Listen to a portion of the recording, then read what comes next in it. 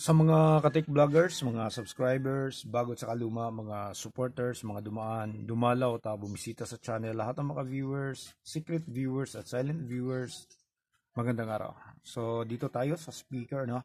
Ito yung dalawang driver ng TTS 1909 Bluetooth speaker. Okay, para sa mga nagtatanong, ano, kasi daming mga nagtatanong doon sa kahit yung iba't ibang modelo ng mga ginagawa nating Bluetooth speaker. Ang daming nagtatanong kung po pwede bang palitan ng malalaking wattage yung original na driver nito. Okay? So, masasabi ko lang, pwede mong palitan, pwede mong babaan ng konti, pwede mong taasan ng konti, pero wag naman yung masyadong mataas. Katulad ng mga nagtatanong doon sa isang modelo ng Brudo, yung maliit, na pwede ba raw kabitan ng 250 watts. So, napakataas noon.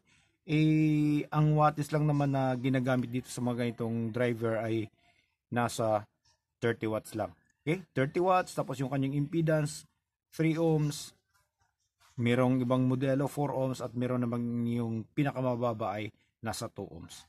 Okay? So ito ngayon yung driver, tingnan nyo, para maniwala kayo na ganun lang siya kababa yung kanyang wattage, ano. Minamatch lang nila doon sa amplifier. Yung karamihan ng amplifier to speaker matching ng mga ganitong klase, mga Bluetooth speaker, kung ano yung maximum wattage nung yung RMS watts nung amplifier ay ganun din yung driver na ginagamit nila. So tinatapatan lang nila, hindi sila nagbababa ng 40, 60 or 50%. Okay? So pinapareho lang nila kung 30 watts yung amplifier, so 30 watts 3 ohms, so 30 watts 3 ohms din yung mga driver na ginagamit nila katulad dito. So ito para makita nyo, ano.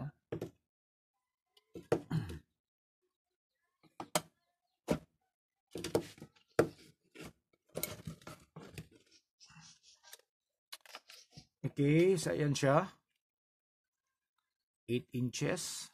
Tapos, yung dito sa likod, tingnan nyo ng maigi para makita nyo, no? Yan siya, oh.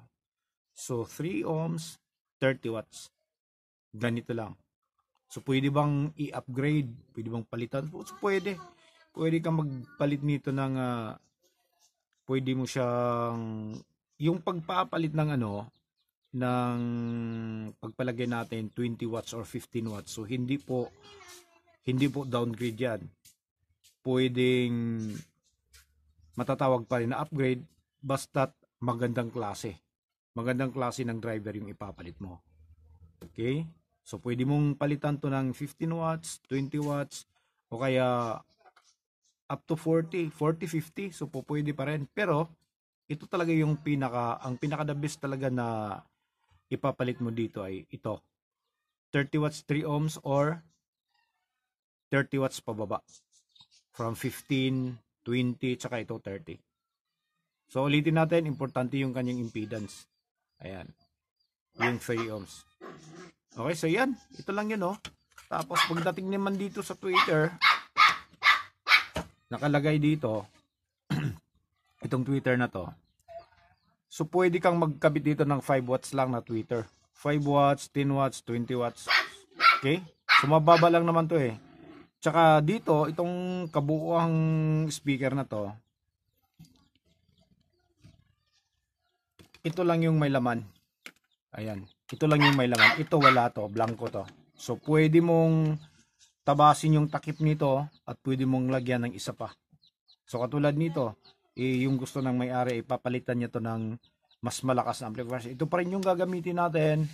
Ang gagawin lang natin ay magpapalit lang tayo ng mas mataas na wattage ng amplifier. So, gawin natin, pagpalagay na natin 50 watts per channel, tapos dadagdagan din natin ng isang tweeter to.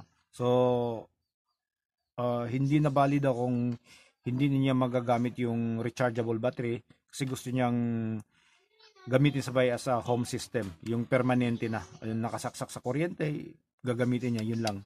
Ayun niya doon sa ano, kasi na ano siya, nahihinaan siya. Tsaka yung itong mga modelo kasi, sirain yung mga board nito. Yan, kaya yung gusto niya mas matibay, yung hindi na niya hindi na siya mamroblema dun sa laging pagpapagawa dahil yung mga saksakan niya nababasag, tapos nasisira yung board.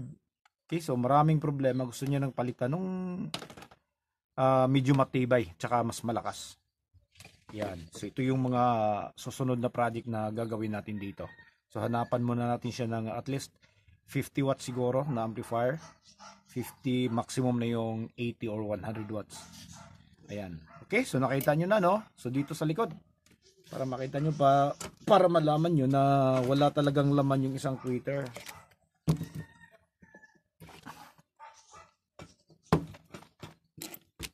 Ayan siya, oh.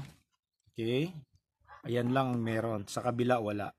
So kung gusto nyo dagdagan ng tweeter, so tabasin nyo lang yan. Okay. Tapos modify mo na lang, konting fabrication, para lumabas yung tunog ng tweeter dito. Ayan. Okay, so hanggang dito na lang siguro tayo, no? So maraming salamat. God bless at bye-bye.